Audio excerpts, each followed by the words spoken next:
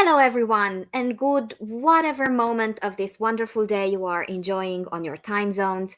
And welcome to yet another conversation, part of our Hacking HR May series.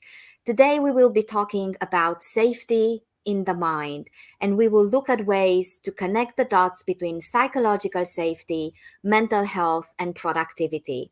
Welcome, everybody. I see some comments already starting to come in, which is great. It means that we are up and running with all things tech and logistics. Do keep telling us where you're connecting from and help us travel around the world through your comments. And also do let us know if you hear us okay, if everything works fine. If at any moment in time the video freezes or there's a glitch with the audio, just log off and then reconnect. And 99% of the time that works. Now, my name is Minola Jacques. I will be your co-host for the next hour. We have Jessa backstage taking care of us. And I will ask her to bring the wonderful lineup of speakers on my screen, and we will try to make the most out of a very, very short hour today. So, while we are getting used to seeing ourselves on the screen, I will continue to welcome people in the audience and also open the invitation for everybody to use the comments generously. Whatever it is that we are talking about with our panelists, that is equally open to you. There are so many cultural nuances, so many generational nuances, so many any other kind of nuances to our topics. And just by dropping your own stories and your own experience and your own opinions on the topic is a wonderful way to keep this community growing and learning from each other.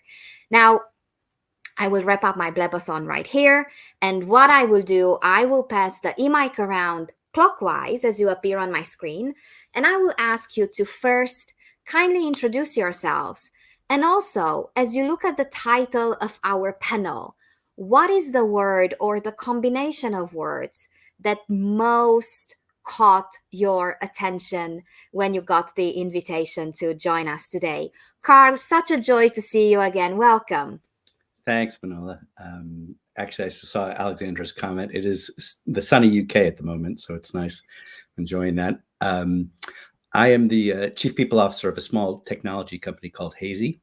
I've been there for about 6 years. My background was in finance, and I have an academy to help people train to kind of professionalize their self-care and self-maintenance.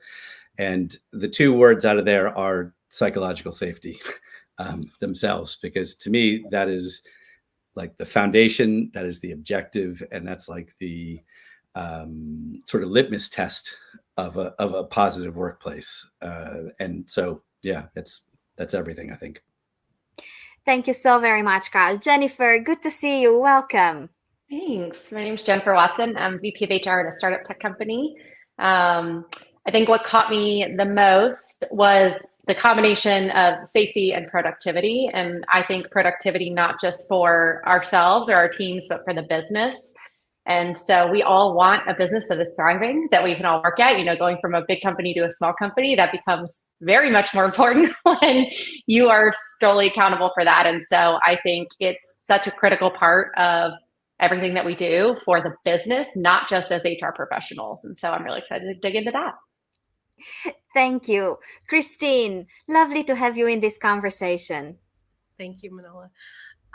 So I'm a physician and a trauma therapist. And for me, I didn't understand how much trauma and toxic stress was affecting every aspect of people's lives, including obviously employment, until I started doing more of the therapy aspect. So since then, I've written a book, The Modern Trauma Toolkit, and we have a startup, Safer Spaces Training.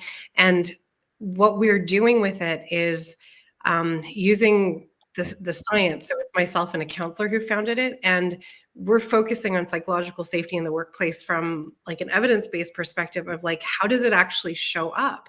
And it shows up, and we'll obviously get more into it, with a lack of productivity from nervous system responses. So we're taking this like basic science approach to the pathway. Thank you so very much for taking the time and the energy to be here today. And I was still trying to think of a solution, to take a few minutes, and before we go into connecting the dots, to spend a little bit of time on the dots themselves. And then as I was listening to to your round of intro answers, thank you so very much for making me see the light. What I will do, and don't get fooled, we will not fall into the pattern of going clockwise. This is just it is what it is for the time being. But what I would love to do is, Carl, I would invite you to talk a little bit about the outline of psychological safety that we bring into this conversation. Jennifer, if you can take the productivity bit, and then Christine, it would be lovely to spend a few minutes discussing mental health and just trying to outline some of the concepts and some of the expressions within the workplace of these three dots that we bring into the conversation today. So, Carl, again, I will ask you to start us off with psychological safety. Sure. So it's funny, for something that is so important as psychological safety, it's kind of ephemeral, right? It's first of all, I think it's something that comes as the byproduct of doing a lot of different things. I think you can have it as an objective, but it's like an outcome. And that's why I think it's also, as I say, sort of a litmus test. I think the first way to kind of know and understand psychological safety, unfortunately, is to know what bad looks like. And hopefully not by direct experience, if you could, but if you ever worked in a toxic workplace or anywhere kind of on that spectrum of toxicity, you know what it's like not to have it. You know what it's like not to have, a sense of just being able to be there as yourself in some like major and continuous way. And I'm definitely not a physician, but but being in that scared, fight or flight, constantly under pressure, and just not being able to be yourself fundamentally. And so I think if you've worked in somewhere like that, it's like the summary of experience of what that's like is trying to do the opposite. And so the outline of me in terms of what it looks like, as I say, is actually fundamentally that people do feel that they can be themselves at work, on the one hand. And on the other hand, if I put it this way, it's that they show up and as who they are, right? And who they want to be. And that not in a way that's judged, not in a way that's pressured, and in a way that it is. I mean, we are talking about for-profit businesses. And I think, I happen to come from working in finance for many years. And so that kind of fusion of the two is just something that's kind of familiar to me. But, it's why in our topic that a place that is psychologically safe is like the best thing for your business, for most businesses. And I think that as I say, I think it's the fundamental objective of trying to have it and people feel safe. And again, I think that manifests itself in so many different ways, whether it's being able to talk about mental health or being able to talk about anything on that spectrum, and not feeling like you are oppressed and not feeling like you're constantly walking on eggshells with things that about yourself, really. To me, that's what it kind of feels like in a very non-scientific way. Thank you so very much. Jennifer. So I think when we see a productive meeting, we don't necessarily equate it to psychological safety. For me, when I, was running team meetings or anything like that, I can tell you the minute that I would walk into a meeting, whether it's my teams or someone else, if I feel like, hey, these people feel like they're safe here. And the ways you know that, I guarantee you, if you walk into any meeting or any room, see who is talking to who. If the same people are talking to each other every single time and the leader doesn't go out of their way to engage everyone else, or they immediately go to their person and start talking about football or soccer or their kids' sports, we're humans. We are generally drawn to the people we have similarities to. But if you do not have that safety with everybody in the room, yes, that sounds like a small thing, but then that trickles into the business, which looks like people saying things like, hey, can we go back to that slide? I do not understand what that means. I might be the only one in the room, but can you really explain that? That is going to help everyone in the room. All the way to, hey guys, I made a mistake. I pulled that report wrong. Let me get back to you on it. That is psychological safety. All the way to, you know, things where it's, hey, I don't really feel like I'm over my ski tips on this one. I'm going to default to so-and-so because this isn't really my forte. I'll catch up with them later outside of the meeting. All of those things, which I'm sure we have heard in meetings, and we're like, oh, they're just really confident, or, you know, they're afraid to own their mistakes or ask questions. That is all psychological safety. And that in itself is what leads to good business results. You are creating a space where everybody is open to not only express their opinions, but to really say, hey, I don't get this. I don't understand. My kids were a mess on the way into work, so if I'm a little distracted at the beginning, I apologize. Like, that all is examples of how you are driving the business through psychological safety, which then leads to better meetings, which then leads to more innovation, which then leads to better engagement and better results because people feel free to say what they need to say in those spaces. So I think a lot of times we get caught up in like vulnerability, and it seems overwhelming if you're not someone who necessarily feels comfortable sharing. But all of those are things that you can do and encourage your teams to do to increase psychological safety and the business. Thank you, Jennifer. Christine, walk us a little bit through mental health. Thanks. And I think what I'll do is probably pull on some of the threads that have already been stated, because I think Carl really nailed it when he talked about authenticity and the ability to be the aspects of yourself that you want to be, your preferred aspects. So mental health is often when we are able to express ourselves in the way that we prefer. And when we have things like depression or anxiety or OCD or ADD and all kinds of neurodivergences, we end up with a lot of people who aren't always expressing themselves in preferred ways. And psychological safety is when we acknowledge that everyone's showing up as they are, and we try to mitigate the harm between conversations. So that's when Jennifer really nailed how we bring this together. Amy Edmondson's work on psychological safety showed that one of the things that's key to not just team productivity, but cohesion and innovation, just as she described, is your ability to trust other members of your team and your ability to feel like you can be honest about outcomes and the things that you've done. So like in terms of the science, that's already been described by the others. From a mental health perspective, from what I look at from trauma, I don't say like, let's diagnose this person and say, oh, you're doing this because you're depressed. But my question is like, how is it that you're showing up in terms of behaviors, and how can we explain that through brain pathways? And it's usually overactivated or underactivated. And so overactivated will tend to be diagnosed as ADHD and anxiety, but the way it shows up in a workplace is a person who's really restless and they can't keep their mind focused on a single task. They might show up with anger and irritability if they have that stuck fight response in their system. And a person who's in underactivity, they would show up as lethargic, apathetic. They're not getting their tasks done at all. They don't have the ability to focus. And one of the things that I really love about the workplace is it's starting to become more trauma informed, which means that instead of saying, oh my gosh, what's wrong with this person? We would say, okay, what's happening within them? And it's such a different question because there's an engaged and generative solution to the second question. So instead of saying mental health is like, well, what's your illness? What's your pathology? It's like, well, how is it that you're showing up, and how can we accommodate for, you know, where your brain and nervous system are at while maintaining this cohesive atmosphere of psychological safety? Carl, please jump back in. No, I think that's so super interesting, and I want to be careful with the word trauma because I'm not a specialist in it, but I do believe that something that fundamentally relates to at least how we try to,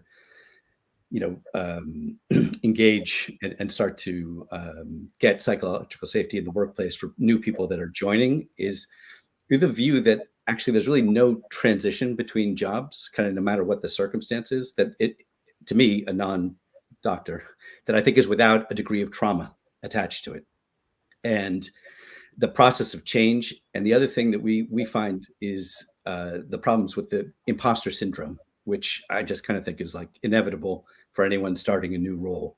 So one of the things that we do at the very beginning of really engaging with people when they're joining is try and talk about and try and normalize those things, and make it part of it. Because again, I think like a psychologically safe workplace is a human workplace, and the human experience, engages, all of these things. And I think that's one of the fundamental kind of cornerstones of it, of a place that is psychologically safe, is that it has a fundamental interest and curiosity and understanding of people in all of their, circumstances and arrays. To me, that's the key element of it. So I think, everything you're saying, Christine, is super interesting. I just want to jump in real quick. There was a comment about diagnosing employees. And I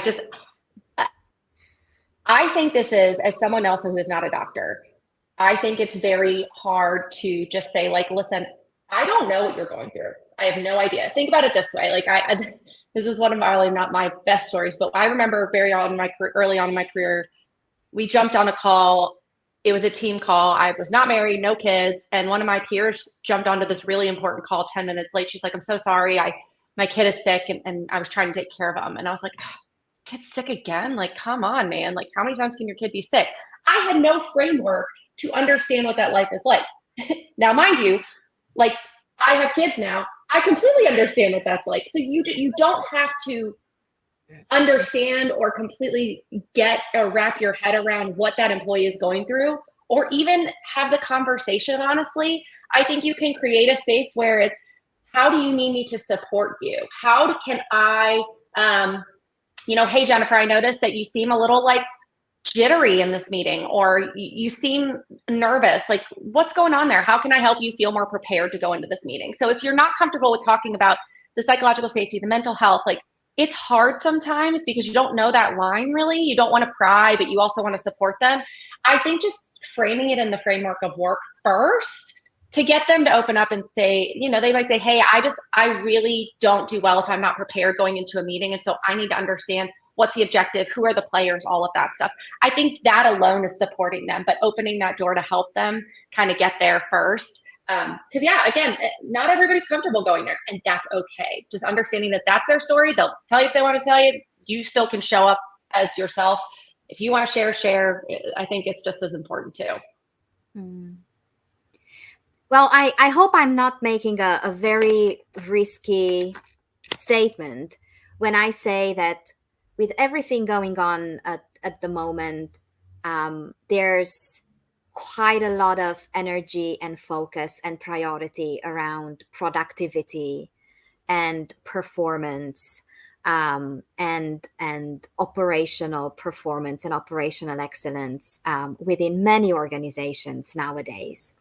And not wanting to turn this into a role play, but if that's how inspiration strikes, please by all means feel free. What are some of the signs, if you are an HR professional sitting in productivity focused conversations, that you should also touch on psychological safety and on mental health to really frame the challenge or frame the opportunity, or just simply to tell people, let's just not focus on symptoms and surface, but really make this conversation a wholesome one and a holistic one. So how do you spot opportunities to bring in psychological safety and to bring in mental health, also in such a way that it drives the message that this is not just another HR thing, but it's everybody's ownership and everybody's accountability? And we will do this popcorn style, so just jump in the conversation.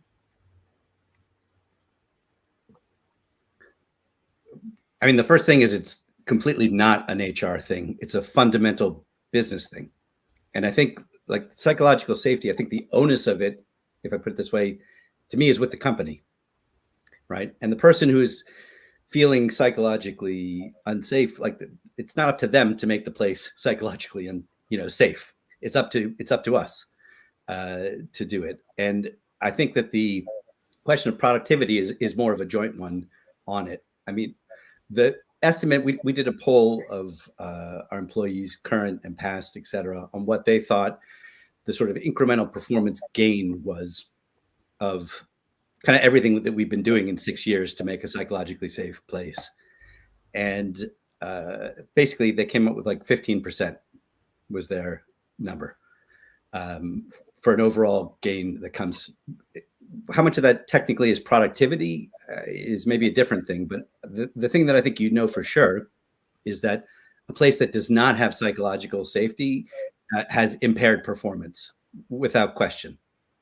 And our own internal estimates of what that is and what we use for planning and then actually investing in programs that support psychological safety is we think it's like a, kind of like about like a sort of an 18% drag to have a place that is psychologically unsafe, which manifests itself in all kinds of things, but ultimately in retention and in performance. And depending on your industry, you may or may not be able to measure productivity or do it, but there's no question it's a drag. And there's no question that like, this is 100% not an HR thing. It's an enterprise thing.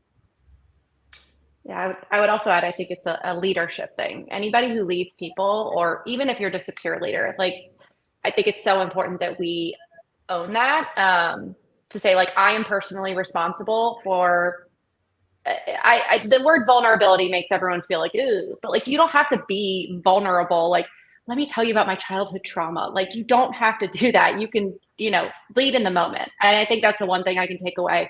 There was a study that I saw with the Acel Institute, which I loved. It said that if employees rate their leader a 9 or a 10 on skills, the psychological safety is like 84% on the team.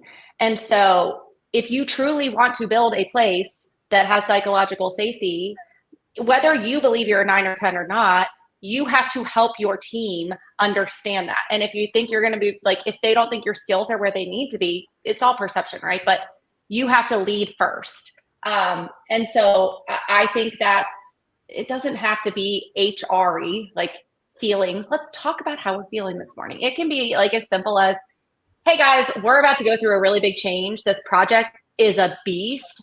I'm not even sure what this totally looks like or what we're going into, but I need us to get it all out on the table. Every single thing we can think about. You guys know more than I do. Let's get it out there and just say everything that we're worried about and everything that could go wrong. That's psychological safety. Like, you are using your team to get there and you're sharing your vulnerability. That I think it's on a leader as much as it is HR, enterprise, whatever the case is. Like, that is impactful right there. So we are settling into a pattern after all. Christine, please. Yeah, I just wanted to add that there is good research around this. So when Google asked, how could we examine what makes a team cohesive and productive and successful, the responses that were distilled for their teams that were the most productive and the most successful by their measures turned out to be what we're now calling psychological safety. So it's, do I feel comfortable voicing my opinion in an honest way? Do I feel like I want to collaborate with my team instead of like just kind of own my own project? And so much of that is culture. And, culture is something that is very deliberately created and does come from the leadership down. And for so much of the psychological safety, vulnerability is kind of like humility, like the ability to say, we are a culture that fails forward. And it is totally okay to make mistakes. And here is the process by which we learn from our mistakes. And we welcome mistakes because, wow, that's a path that we don't need to keep going down, right? Which is such a different thing than like kind of accusatory and like, let's get HR to, demean everybody who's failing productivity wise. So that safety culture starts with communication strategies, with policy, and with leadership kind of modeling the way that the teams are going to go. So really deliberate understanding of your culture is so foundational to productivity. Christine, I love what you just said about recognizing the behaviors, because I think when we're thinking productivity, we're like, oh, you recognize the top performers. Oh, you recognize the people that are producing the most. But I guarantee you, if you start recognizing the people, I love how Jennifer failed and admitted it. And we've learned so much from that. So-and-so brought forward a challenge and didn't know the answer. And I love that, because I think it helps us all see things in a different way. If you start acknowledging the behaviors, I guarantee, instead of just results, I guarantee you that's going to drive it too. I love what you said there. Yeah, likewise. I think just on this leadership point, one of the metrics that we think about, and I just think objectively is a good one on psychological safety, is that I think can and should be demanded of management, is what is the response time between something happening that jeopardizes psychological safety and it being remedied, right? Whether that is a toxic incident or how fast are you responding? Because I think the thing ultimately about psychological safety is it's built slowly and it can dissipate quickly, whether that's in a team or otherwise. And I think, to me, that's one of the, I guess to say, the fundamental metrics of management, in addition to NPS and all these other things, is how quickly you respond when there are threats to psychological safety. Carl, I don't want to steal the moderator role here, but so how do you identify that outside of it just being an HR initiative? Like, how do you build that within the leadership team to say, hey, I saw this, because what if the leader doesn't even know that it was an incident of psychological safety? Like, how do they help each other build that? Yeah, I mean, I think the easiest, well, first of all, talking about a smaller company where, 60 people or so, you sort of know everything about it. But, and to me, like the main thing is like someone who's disruptive or toxic, right? And so I think it usually manifests it's like that.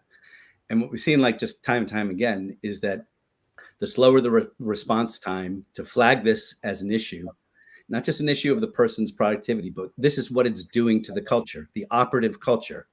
It's kind of like if you were in a submarine and the air becomes toxic, like that's everyone's problem. Is that how it's viewed? And is kind of culture something as amorphous as it is, though intentional, that you're really there to protect? And so we've seen that response time to things like that is really a key thing. As we are frustratingly close to the middle of our conversation, I was just thinking, if I were in the audience and I leave this conversation in 30 minutes feeling extremely inspired and energized, where do I start?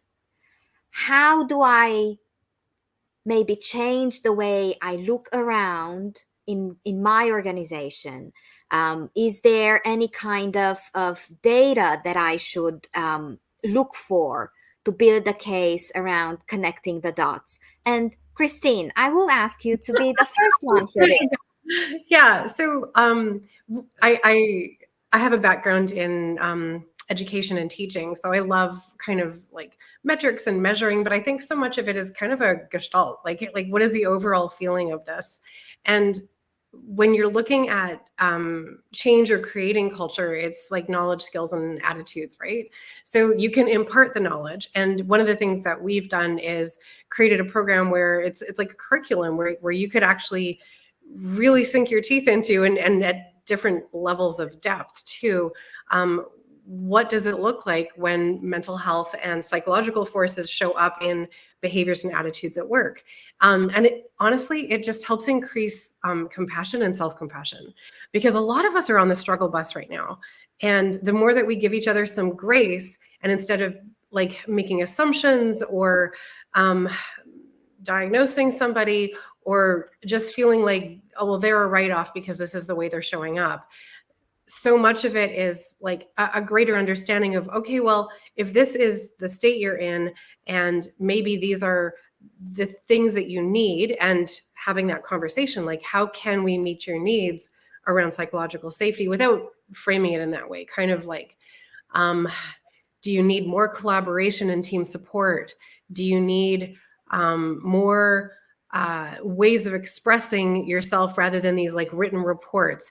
And figuring out ways of maintaining flexibility. I think psychological safety is predicated on our ability to be responsive and generative. And so much of the time when we think productivity, we think like rigid ways that we do things and this is what works.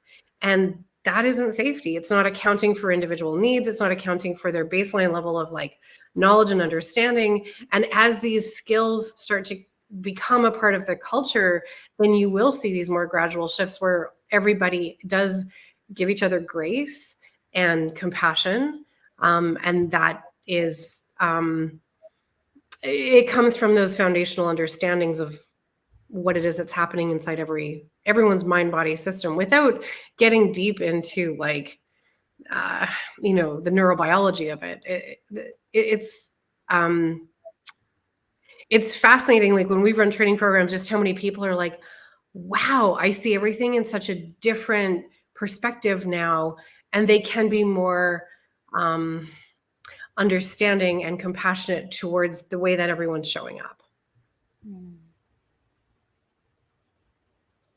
So I see it as like, I love the training side. And I think that is so critical from an organizational perspective, because you got to have, if you don't focus on it, it's not going to happen. Right. But I think we as ourselves can walk away today doing a few things, like just to see where we are with it. I think awareness is the first point also, because we might think, oh, I have a great company. I have a great team. Everybody feels safe. And you might have a very rude awakening, and that's okay, because that's the first step. So I think one, like I said earlier, any meeting you go into, see who is talking, see if nobody's talking, see who constantly is connecting, who is always chatting on the side. I think that's the first point, because if everybody's not kind of talking to each other or at least fairly, then something might be going on there. Not saying it is, just something to notice.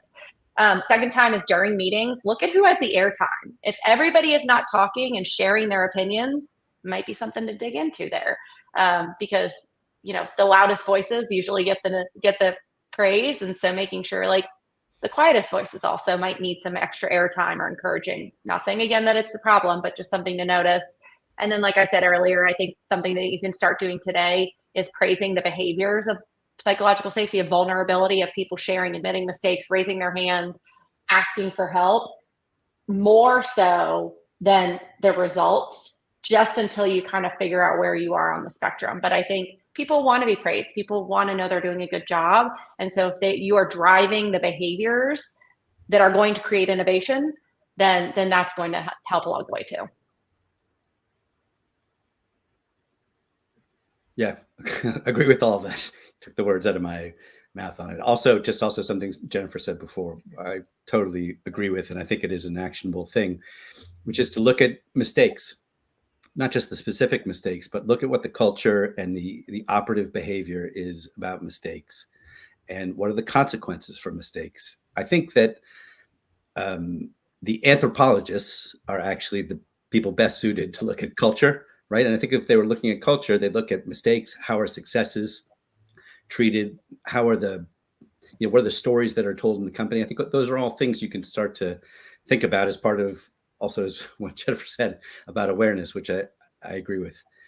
I have one other suggestion. There must be a US equivalent to this, but in the UK, there's the Mental Health First Aider Association, and they do training. And you don't have to become a mental health first aider yourself, but I found the training is great. And it's just a couple of days. And the point on it, again, is it just gives you much more of an awareness and an understanding of the spectrum of behavior and experiences people have. And again, I think that's the key thing about a place that's psychologically safe, is that it's human.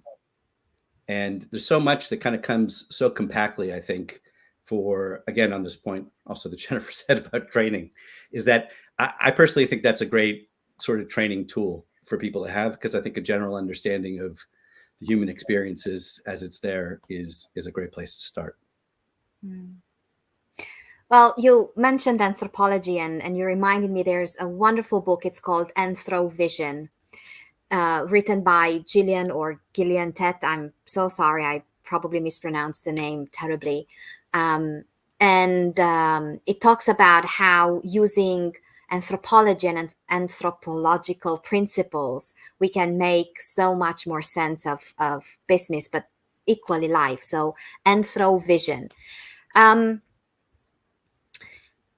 What I was thinking, listening to all of your answers, it's glorious to talk about how things happen at organizational level, but at the end of the day, life in organizations happens at team level.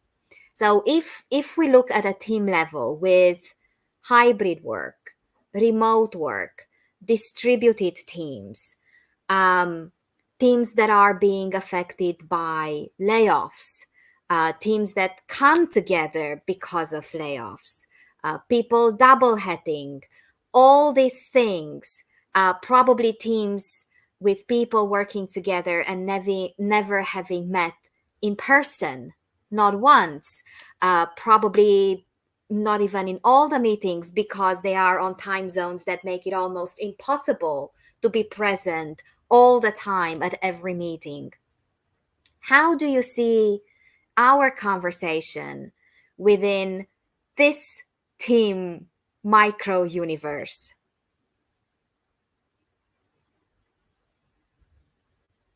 Jennifer. Jump in. I'll just go ahead.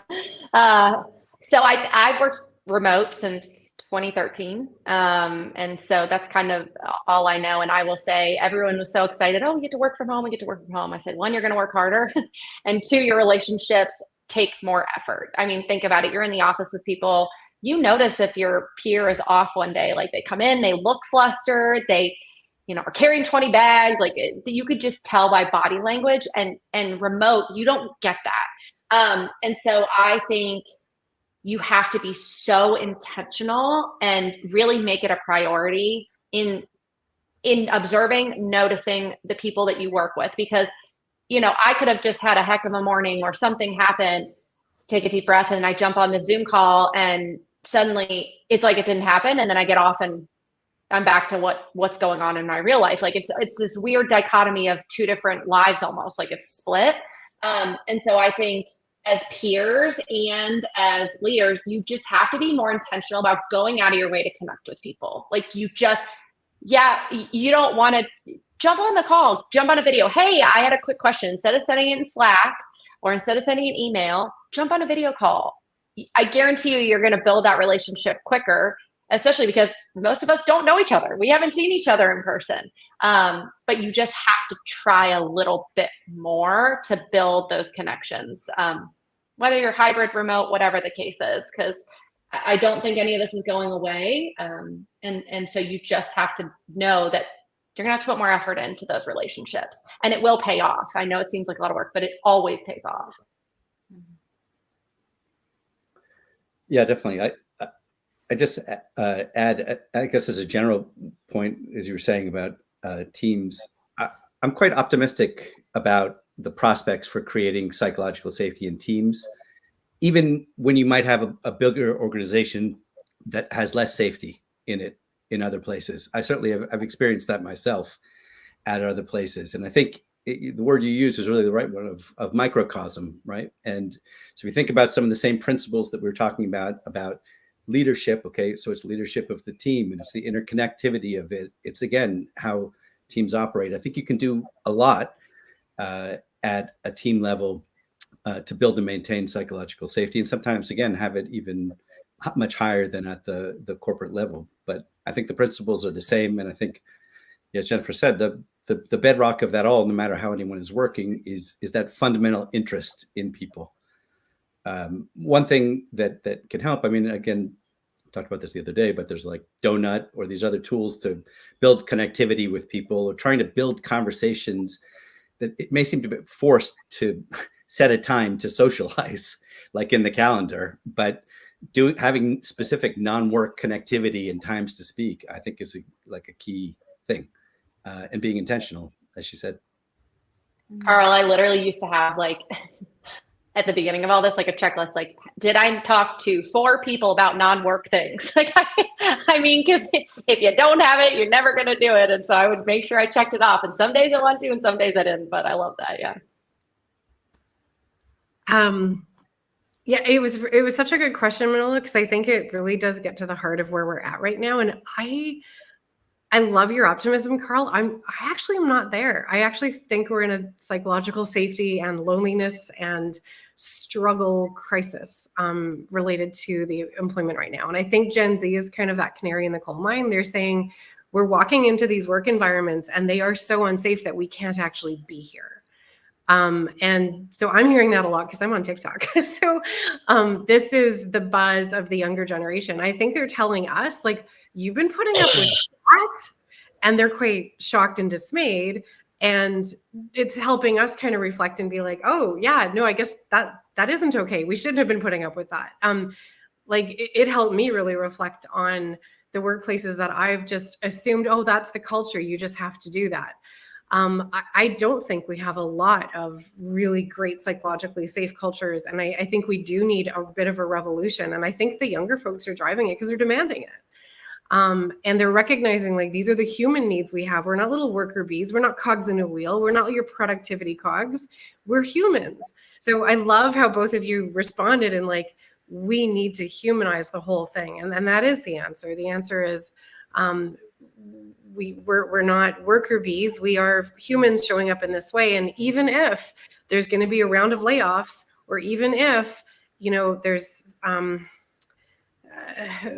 instability that is showing up in different ways in the workplace, I still care about you foundationally as a human.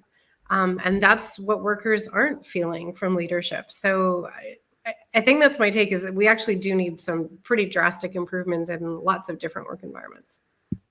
Yeah, I totally agree. Also that there's a crisis.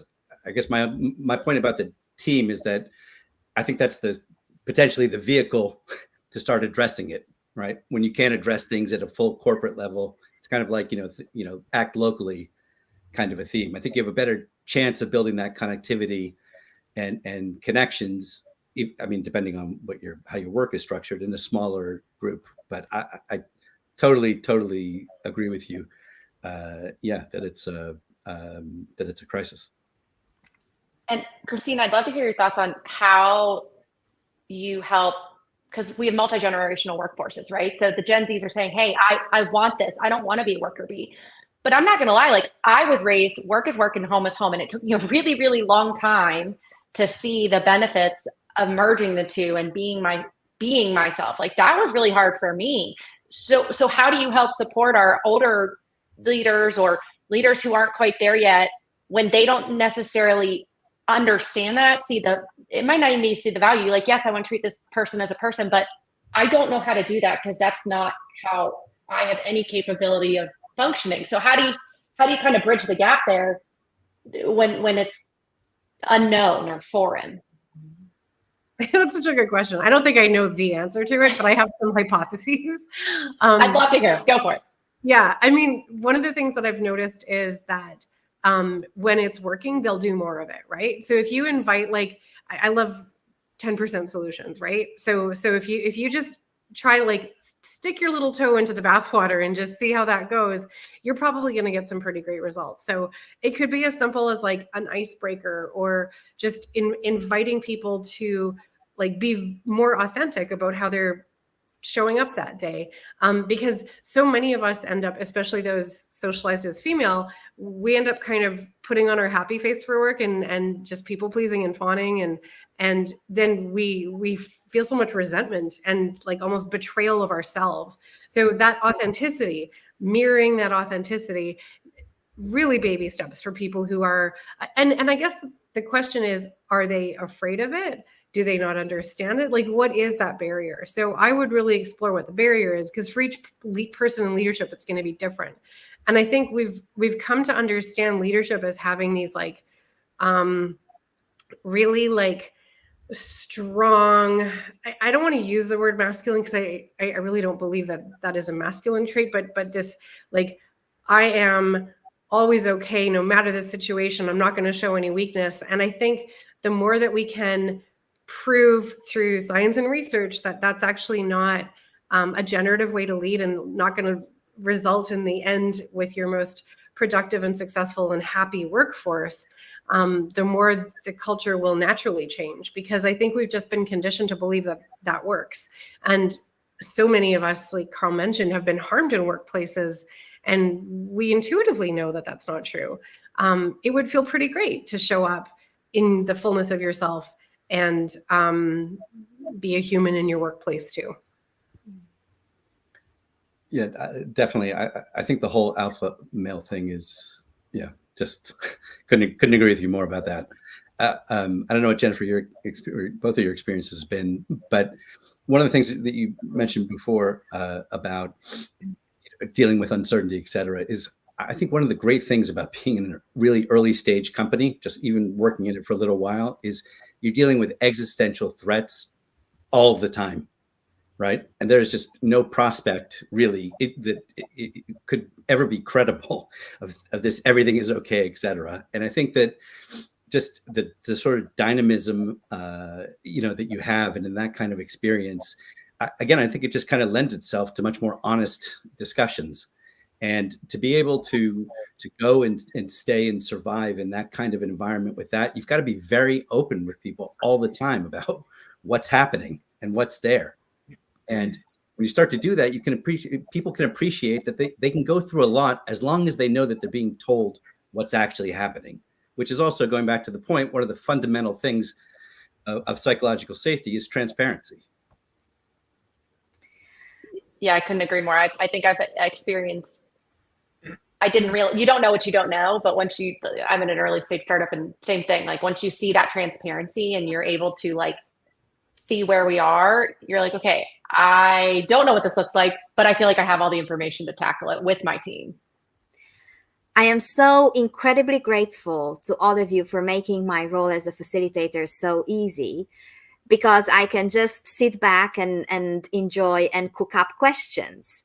So all of you inspired the next one. At the end of the day, I do believe that the only thing we have full control over is how we ourselves show up in our interactions, whether in the workplace or in life. So my next question is, how do you show up? Do you have an intentional practice? Do you have an intentional focus on something through which you role model connecting the dots of psychological safety, mental health, and productivity? And there's a special spin to this question as well. And Jennifer, you reminded me of putting this special spin to it. What are your unlearnings that led you to this practice?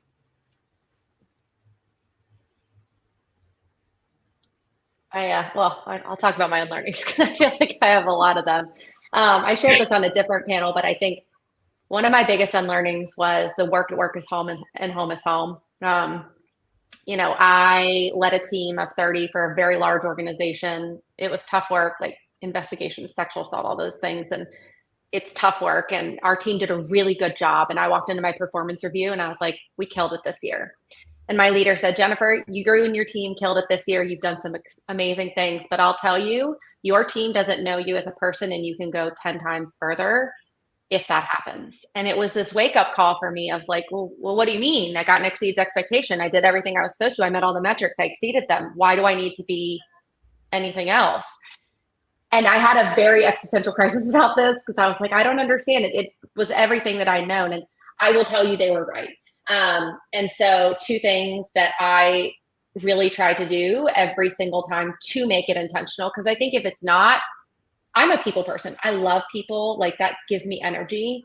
But even myself, if I don't intentionally do this, then it gets lost. So the two things I try to do, admit I made mistakes, always in public, in front of others. That is the first thing I will always do. If I didn't understand, if I acted too quickly, if I didn't have all the information, I will always own up to it in public, in front of people, because I think that is something that I think can be liberating for others. And then it also helps me. And then two, I make it a point in every conversation I have with somebody to talk life first.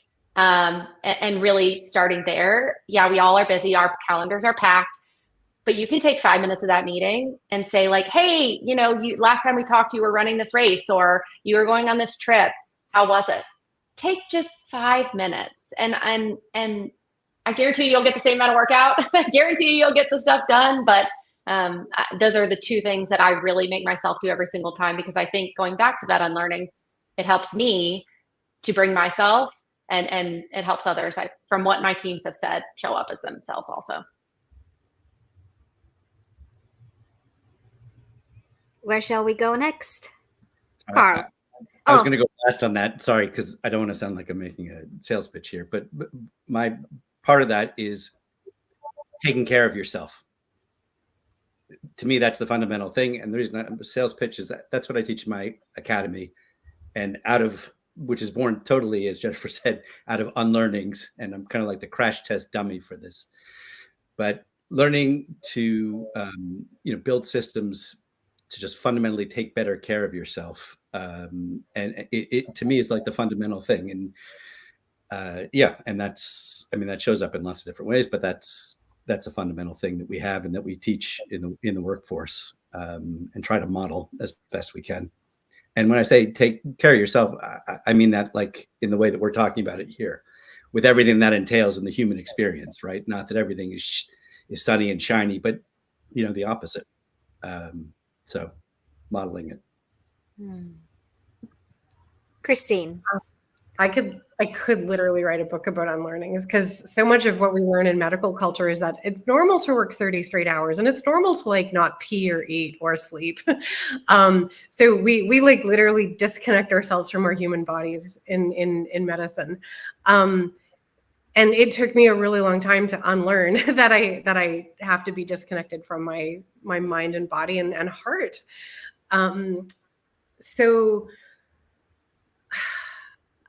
I with Carl's input, I want to kind of say a yes and like taking care of yourself is so important, but you need the system to allow you to do that. So part of it is like the system's kind of rigidity around what's deemed to be like the culture. So like I'll think about these poor finance bros working on Wall Street, and they're putting in 16-hour days. And I remember being in Japan once, and they had these capsule hotels that were like these little pods that you kind of sneak into and put your body in. You can't really even sit up in them. Well, I certainly couldn't. And you'd hear about businessmen who would like sneak into a capsule hotel for 2 or 3 hours during the night because they were having to work all night. We've created so many workplace cultures where self-care isn't even possible. So I think for the system to actually really look hard as to whether they're facilitating the possibility of self-care, I think is essential before you can encourage everyone to do self-care. Because like, honestly, workers hear like, oh, you should do more yoga. And they're like, when?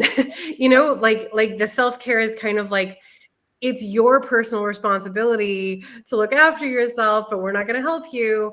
It just feels so disingenuous. So I think yes, and like absolutely self-care is important, but the system structure needs to support that in a really deliberate way first.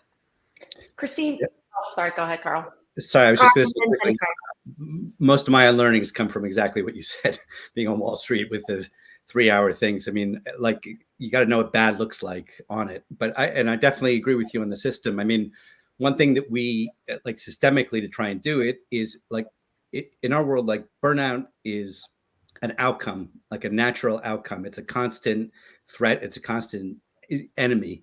And being very, very active and vigilant about talking about and looking for, and then when it comes up, which it kind of always does, actively managing it is a central part of the theme and of trying to make a place, as I say, human and livable. And I agree. I totally agree. It's a fusion of what you do yourself first and foremost, and hopefully being in an environment that is at best neutral and hopefully positive, to that as well.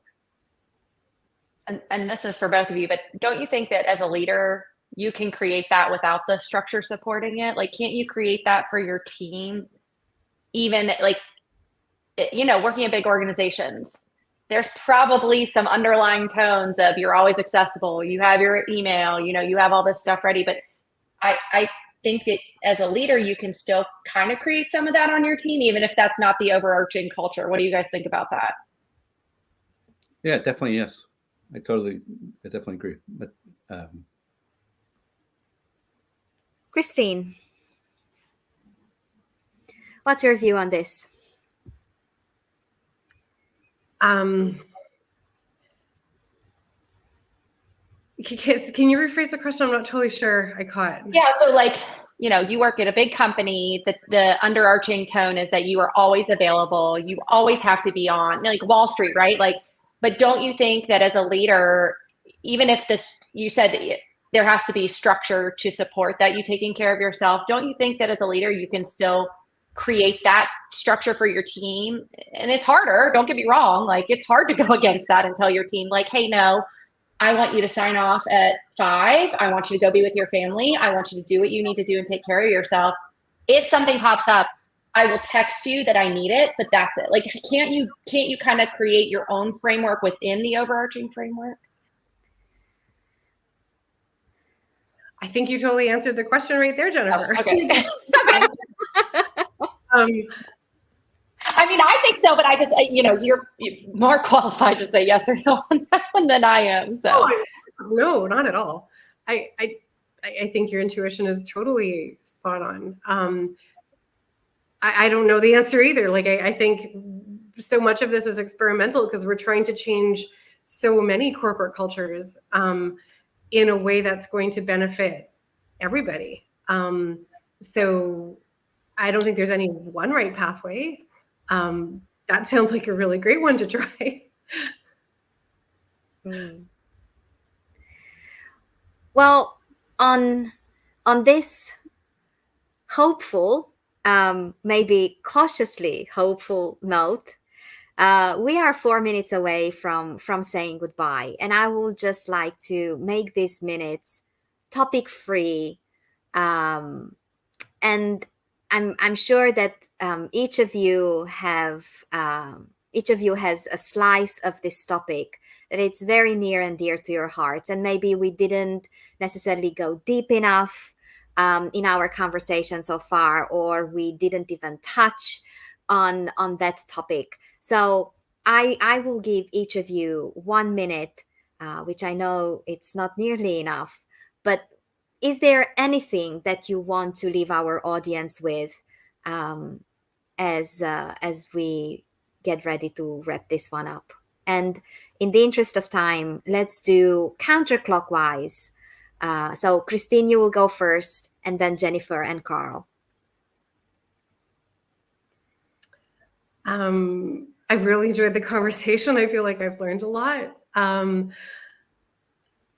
think we are at a tipping point where the workers are demanding things be different, and leaders are recognizing, like Brene Brown had a conversation on her podcast with Simon Sinek and Adam Grant, and they were all like, oh yeah, all the CEOs are telling us that psychological safety is so important. This is something that's on the tip of everyone's tongues right now, and they're recognizing that you don't get to productivity sustainably without addressing psychological safety and the mental health culture of the workplace first. So I'm super excited that this is the dialogue, and people are more welcoming of more difficult conversations around, vulnerability and humility and making mistakes and all the big things that we've talked about. So I'm just glad we're having the conversation. Yeah, I think the one thing I would say is you can't, eat the elephant all at once. It's a big topic. It's a big topic. It's a lot of undoing, right? Like, this has been years and years and years and years of, we do it this way. So you're not going to fix it overnight. It has to be a group, effort. But I think you can always take personal ownership by simply observing, seeing where we are, where your team is, where your culture is, anything like that. And then being being brave enough to go first, being brave enough to show what it looks like, for whatever works for you, I think are the biggest things.